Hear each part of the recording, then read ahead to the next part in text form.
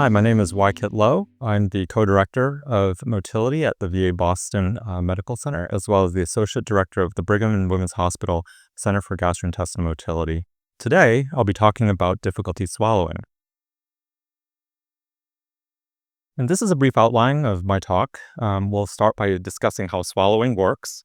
We'll talk about some possible causes of swallowing disorders, as well as what tests you may expect from talking to your doctor about your symptoms, as well as some possible treatments. We'll also go over what you should tell your doctor about your symptoms, as well as whether or not it is an emergency. It's important to remember that swallowing is a very complicated process, and it actually occurs in 3 steps. The first is the oral phase. After chewing, the tongue moves the food to the back of the throat. The second phase is the pharyngeal, or the throat phase, in which the throat muscles contract to move the food past the closed airway and into the esophagus. And the third and final phase is the esophageal phase, in which the esophagus contracts to transfer food into the stomach.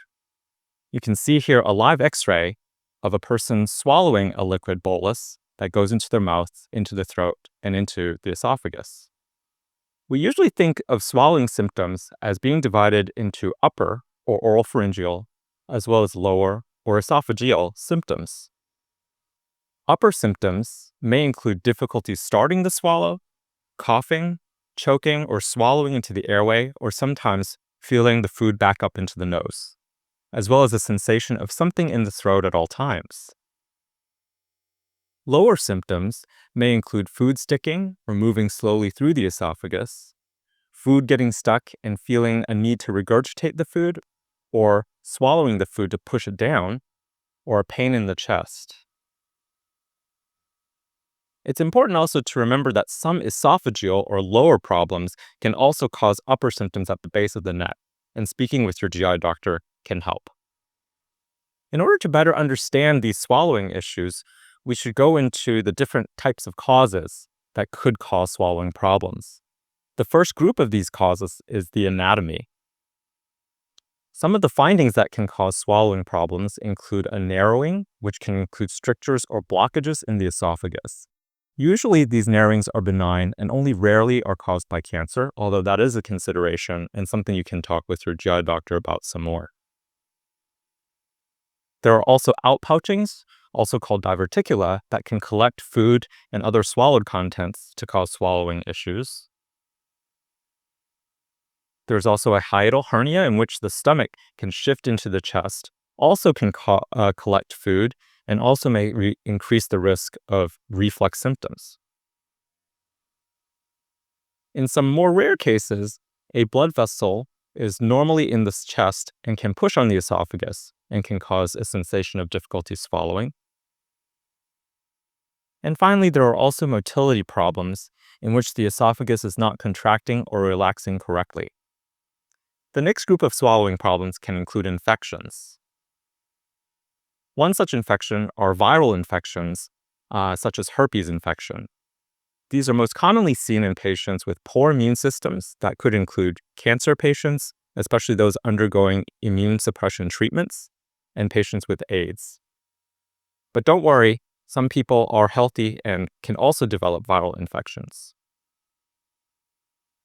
The next group of infections are fungal infections.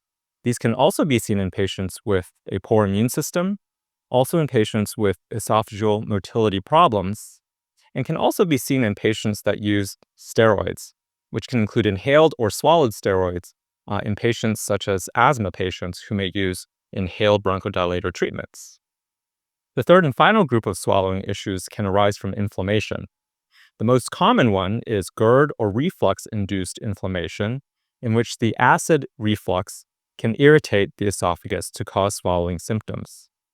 As you can imagine, this is very common because a lot of patients have reflux, and this can arise from issues with diet, lifestyle, or in some patients, weight management. Another group of inflammatory disorders are eosinophilic esophagitis, also known as EOE. This can cause inflammation that leads to narrowing of the esophagus, and it is considered an immune response to food triggers, although not considered a true allergy. How do we evaluate for swallowing symptoms?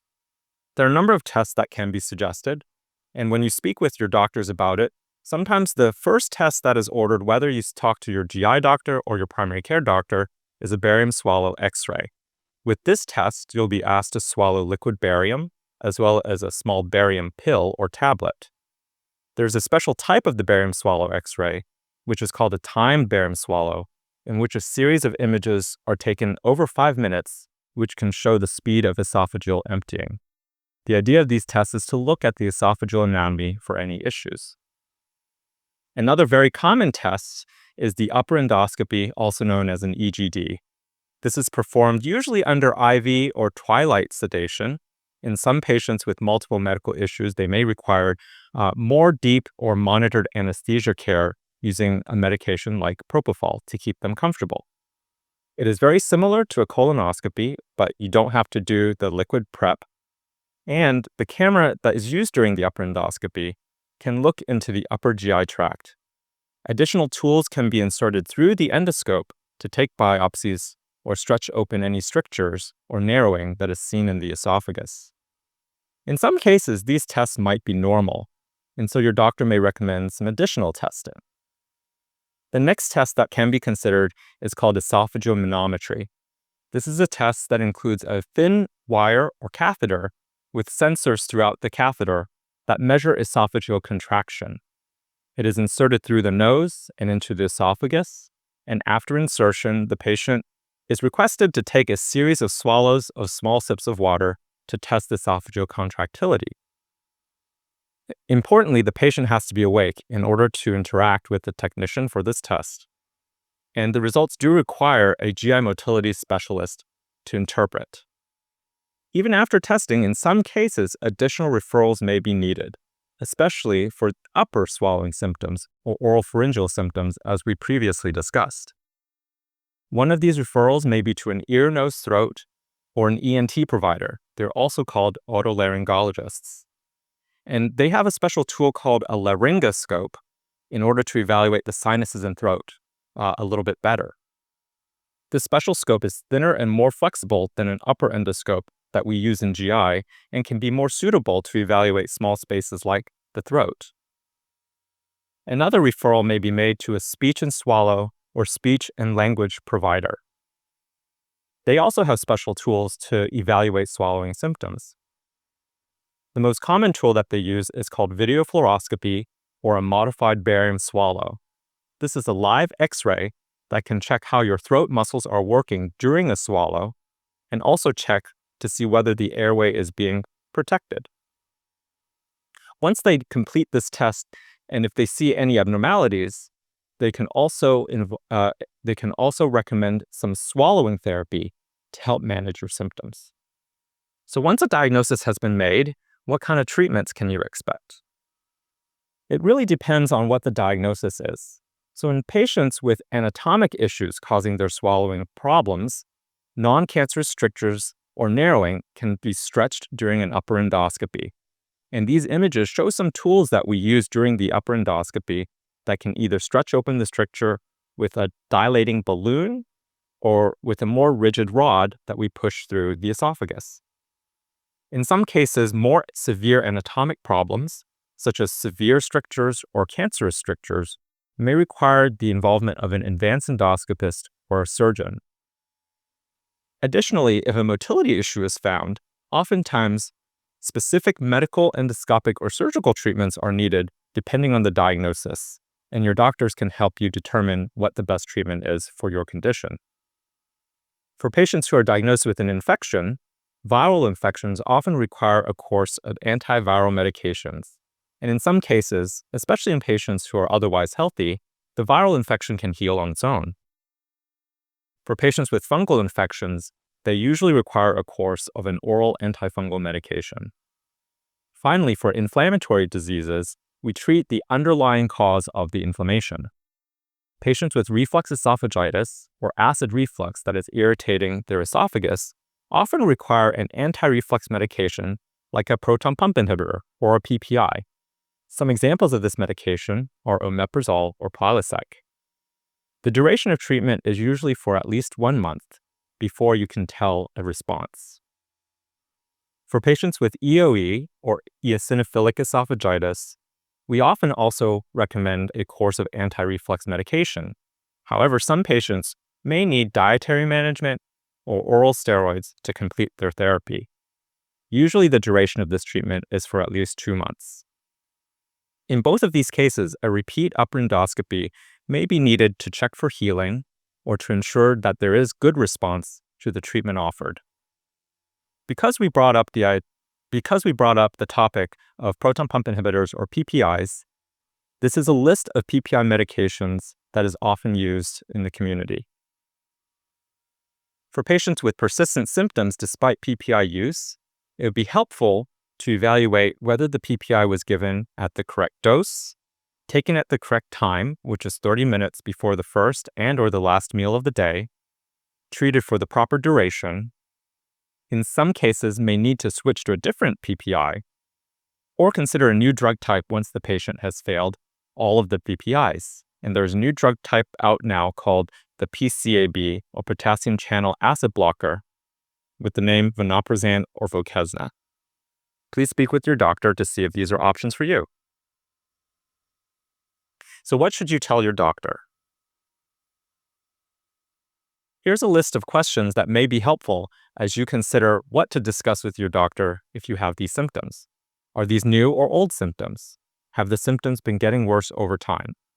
Do these symptoms happen when you start the swallow or later on during the swallow? Do these symptoms happen with solid foods, liquid foods, or both? And are there particular foods that trigger your symptoms? Do these symptoms happen every time you swallow? Do you have any reflux or heartburn symptoms? Do you experience any bleeding, such as vomiting blood or black stools, or weight loss? And have you had any previous workup for these symptoms? Emergencies. How do you know if this is something that you need to see an emergency room for? How do you know that this is something that you need to go to the emergency room for? One of the concerns is food impaction, in which the food piece gets stuck in the esophagus and is not able to move. A lot of patients will comment that they feel they're unable to regurgitate the food either upwards or swallow the food downwards. And a lot of times, this is accompanied by difficulty of swallowing saliva. It's okay to try swallowing for a few minutes, but please don't wait too long to go to the emergency room, because delays could increase the risk of perforation, which is a hole in the esophagus, or aspiration, in which food contents or saliva is swallowed into the lungs. If you have severe pain or spitting up any blood, this is a time to go directly to the emergency room. If you need any help, please page your on-call gastroenterologist. Once in the emergency room, the emergency physicians will evaluate you. They may offer medication to relax the esophagus, and they will contact the GI team to discuss an upper endoscopy to help dislodge the food content that is being stuck in the esophagus. Thank you very much, and I hope you have learned something about swallowing difficulties and how to proceed with your GI doctor.